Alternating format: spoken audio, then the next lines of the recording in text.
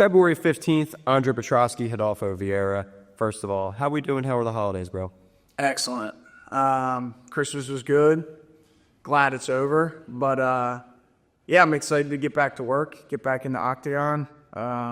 Been training hard the last 2 weeks. So, yeah, I'm excited. Like, we were starting to look at end of March for fighting. So when this popped up, I was thrilled. You know what I mean? I love to fight. So I'm happy that I'm going to get into the octagon before I expected. And replacing Jacob Malkoun on short notice, why do you like these short notice fights, bro? Why do you keep taking them? It's just a great opportunity. Rodolfo is someone that I've asked for a while now. For the past couple of years, I've asked for Rodolfo just because he's on paper the best, probably has the best grappling or at least jiu-jitsu accolades on the roster at our weight class. So for me to display the level of jiu-jitsu that I'm at and the level of grappling that I have that's what I want. That's the whole reason I'm in this sport. So you're talking stylistically, obviously like grappler versus grappler. Is it a big goal of yours to go out there and maybe even submit a very high-level black belt like this? Yeah, for sure. That's like a very good feather in the cap to be able to say, you know, I submitted a 7-time jiu-jitsu world champion. That means something. That carries weight. But yeah, even in most of my in all my fights, especially against other good grapplers, like I always am able to display my striking against other good grapplers. Well, and you're currently working with world champion Muay Thai fighters, working on the striking right now. Is that specific for this fight or just something you wanted to add overall to your game? I don't think it so I've been working with Dimitri Veritz, and he has been coming down to help me with my striking. I don't think it's necessarily for this fight in specific. I just think the timing worked out perfect, and he's been awesome to work with. We're learning so much from him, and yeah, he's just awesome to have. This will be 3 in a row with a win. Fresh into 2025, like what goals do you have for yourself this year in the octagon? I definitely want, to continue to make my argument that I'm the best grappler in this division. I want the Bo Nichols. I want the best grapplers. And I want to continue to climb the rankings too. Stay active, make some highlights, make some money, fuck some people up. Let's go. That's kind of my next question about opponents. Obviously, Bo Nickol, you just mentioned, you're replacing Jacob Malkoun, who you were winning on the scorecards until a freak finish on his end. So are there people you're eyeing after this particularly? Is it kind of just more of the same? I don't want to look past Rodolfo Vieira. I know Rodolfo is a very formidable opponent, a very, very tough opponent, so I don't want to look past him at all, but of course. So, Andre, Philly on the rise, man. Pyfer got a big fight coming up, Kelvin Gastelum in Mexico. How do you see that one going down? I think it's really a great matchup for Joey. The only, arguments that I've heard for Kelvin are that Kelvin does better at middleweight than he has at welterweight. And I think that's more so, the question I asked is, has Kelvin done better at middleweight, or did Kelvin do better 4 or 5 years ago than he's done in the past, 2 years or however long it's been that he's been at 170? I think that Kelvin has certainly lost a step, for sure. And obviously Joey's career is on the rise. So I think it's a great matchup for Joey. Obviously, he's going to have some obstacles. Obviously, he's going to Mexico City, elevation. Gastelum's got cardio. He's shown that. He's a veteran. He knows how to go 15 minutes. So Joey does have to overcome that. But at the same time, Joey's going 5 rounds with Hermanson. And I just think that he can overcome those small obstacles.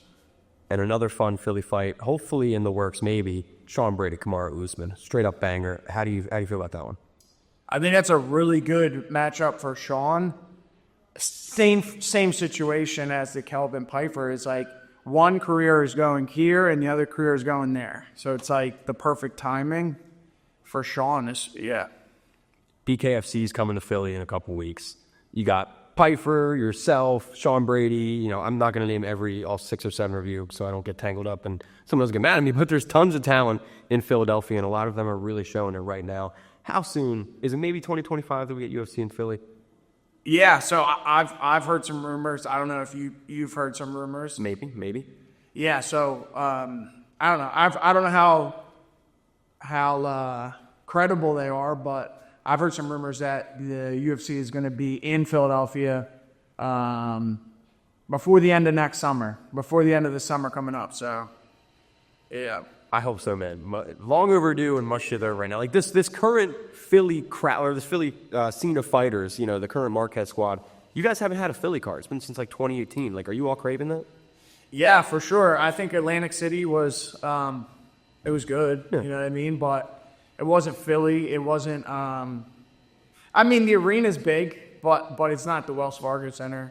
I personally, I was at the Wells Fargo Center the last time they were here. That was like Justin Gaethje, Josh Emmett, Barbosa. Hermanson actually submitted David Branch on that card. So there were some good fights. So yeah, I mean, when I went to watch the UFC in the Wells Fargo Center, I was not in the UFC. I think I was like a 1-0, 2-0 pro. So yeah, I would love the opportunity to compete at the Wells Fargo Center. Is something you tell your kids. You know what I mean? Like, you take your kids to a basketball game there or wherever, and you tell them, yo, Daddy fought here. You know what I mean? So that stuff means something. Real quick, Flash edition. 3 fights coming up this weekend on 311. You're going to give me who you think's going to win for each of them. In a row, bang, bang, bang. Main event, Islam Arman. Co-main event, Merab and Umar. And then, of course, home of fights, Renato Moicano versus Daniel Dariush. Who you got out of those 3 fights? So first one, I think I saw that Islam was like minus 300. Yep. Obviously, I think Islam should be the favorite there, but I do think that is a bigger line than if I was betting. I think there's some value to taking Arman at plus 250 or whatever it is. But yeah, that's my answer to that one. The second one was Merab and Umar. Merab. So same scenario. So I like Merab there. Honestly, I just think that we saw what Merab can do. He's the more like a more reliable bet. Like, he's a more reliable pick. Now Umar, from what I see, is huge. Like, when I see him at the Apex, I'm like, dude, this dude is massive at 135. So, you know, maybe that plays a factor in the betting lines. I just don't think Umar has really proved himself the way Merab has, personally. And especially if you're going to give Merab like a plus 250, is that what it is? Something like that, yeah. Plus 200, like, that's where I would put my money if I was allowed to gamble. Dude, it's like Merab and Bilal. People love making them underdogs. Yeah. It's crazy. But Moicano and Dariush, what about that one? I like Moicano, and I think that in this sport, momentum is like such a real like powerful thing, especially when you get a guy that fights as often as Moicano. I don't know what the numbers are, but I know that motherfucker, I see him fight. It seems like every other month that dude fights. He's super busy. He's super active. He's got momentum on his side. And I don't know if I can say the same about Dariush. I could be wrong here, but maybe he fights once a year. So I don't personally like that. If I was a gambling man, I don't want to bet on a guy that fights once a year. I think that you got to go through those jitters again, and you're not in a rhythm. And what are you doing those other 364 days of the year? Like, that's what I think about. I'm like, is he really training all year round? Like, I don't know what he's doing, you know? Last thing I want to do here, Andre, is I want to do a little game. I want to do pound for pound, because obviously you're the man to ask. Pound for pound best UFC grapplers. I'm going to give you 2 names. You tell me who's better. I don't even need a real explanation. Just give me the name and we'll move it on. Cool? First up, 2 people you're familiar with. Bo Nickel or Rodolfo Vieira. Better pound for pound grappler. I'm going to say Rodolfo just because of the quality of the opponents that he's gone against. But before Paul Craig. I mean, Bo Nickel hadn't grappled anyone tough, and you can make the argument that you didn't even grapple Paul Craig.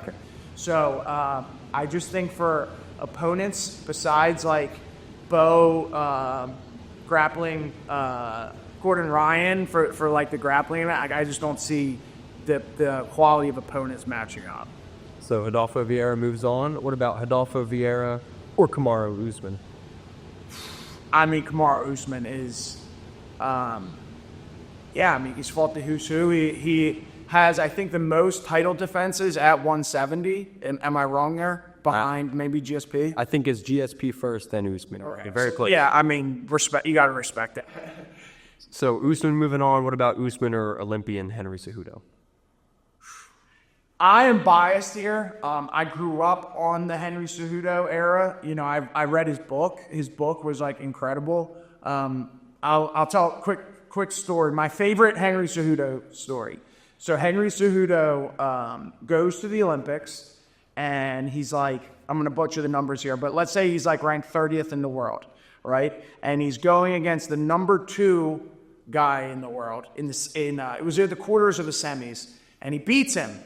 And he's doing an interview after the match, and they're like, Henry, how did you deal with like the pressure of being such a huge underdog? Now, Henry in the book, he talks about how when he was growing up, I think it was in New Mexico, he had a bunch of brothers, and that the drug lords would come to town and have them fight and give the winners ice cream. And he said that him and his brothers would fight each other, everyone else, blah, blah, and they would just keep fighting multiple times and get a bunch of ice cream. So the guy's interviewing Henry, and he's like, hey, you know, how did you deal with the pressure of being such a huge underdog? And he's like, I'm just out here fighting for ice cream right now.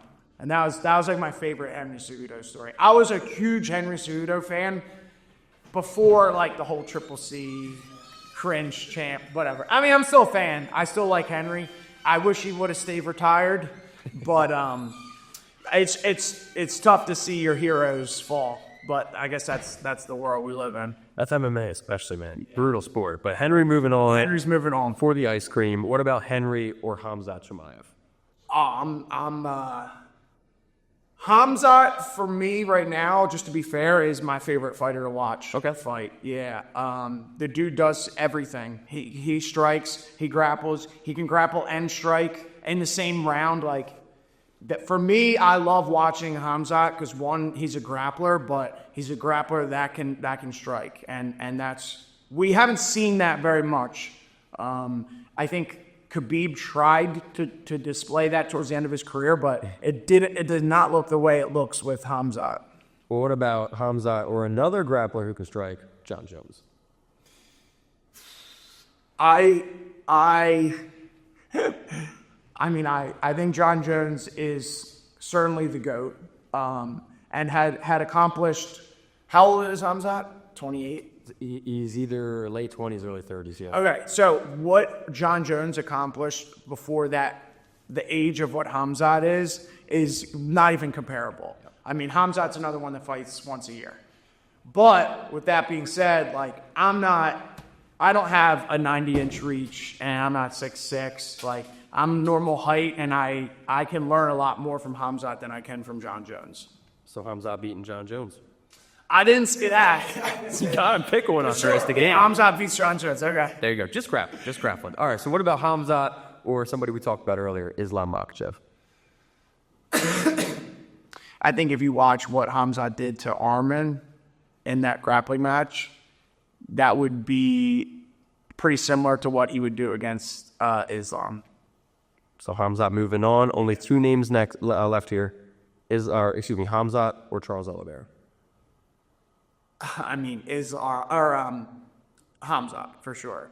Don't get me wrong. I love Charles Oliveira. He's one of my favorite fighters to watch. Like, he's good, but we've seen what Islam did to him, what positionally sound grapplers can do to Oliveira. Oliveira, and I've heard other people talk about this too, but what Oliveira is so good at is like creating mass chaos, and then he really flourishes and he'll find stuff in that chaos. But if you stay very positionally sound against him, he struggles. So for the final, Khamzat Chimaev or Andre Petroski? Pound for pound grappler, baby. I will show my respect and my humility, and I'll give it to Khamzat. Number 2 for you, though? Number 2. I'll take number 2. There you go. Khamzat Chimaev, number 1. Andre Petroski, number 2. Love it, man. Andre, before I get out of here, this is your gym. Anything you'd like to say to all your fans ahead of the fight? Just tune in. We appreciate the support. Obviously, my fight has no fans. It's at the Apex, but if you tune in and watch, it's much appreciated. It's sports entertainment, so without the fans, I don't have a job. So I do appreciate it. Flex it out for the thumbnail, brother.